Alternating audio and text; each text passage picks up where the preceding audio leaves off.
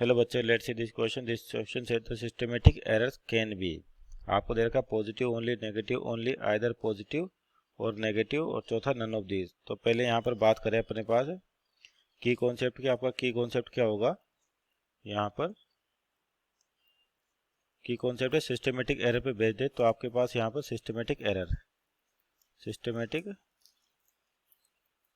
Error. अब इसकी definition समझे, सिस्टमेटिक एरर क्या होता है आपके पास।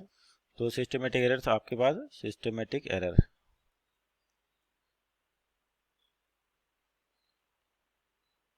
ये क्या होती है? ड्यू टू इंस्ट्रूमेंट, यानी कि इंस्ट्रूमेंट के कारण आते हैं आपका ड्यू टू इंस्ट्रूमेंट।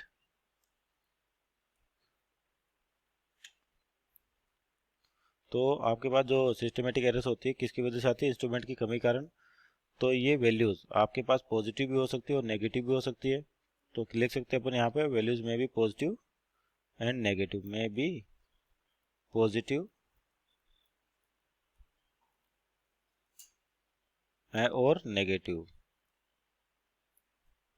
और सिस्टमेटिक एरर को अपन 100% रिजोल्व कर सकते हैं कैसे? जो आपका इंस्ट्रूमेंट उसको कैलिब्रेट करके। तो समझने के लिए एग्जांपल देखें। जैसे आपका यहाँ पर आपके पास क्या होता है, वर्नियर कैलिपर है, उसका एग्जांपल लें।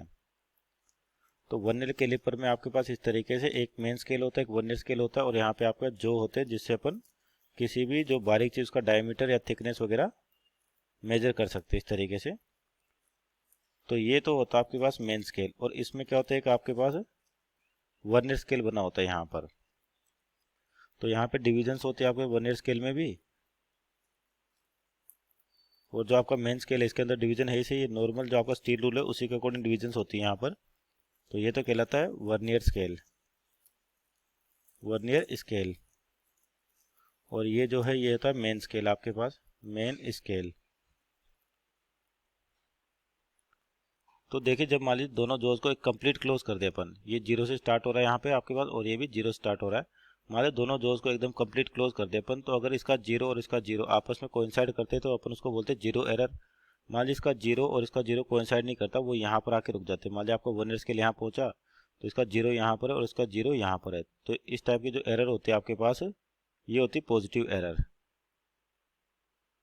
और अगर मान लेते हैं कि जैसे अगर आपका कंप्लीट बंद करने के बाद जो आपकी ये वैल्यू है, मान लेते हैं जो वर्नियर स्केल का जीरो है वो यहाँ पर पहुँच जाता है, यानी कि जो ओरिजिनल जीरो उससे आगे निकल गया, तो इसको बोलते हैं वो नेगेटिव एरर। तो आपका इंस्ट्रूमेंट पॉजिटिव एरर भी दे सकता है और नेगेटिव एरर भी दे सकता है। Means option number C, either both positive और आइदर पॉजिटिव और negative. Hope you understood well. Best of luck.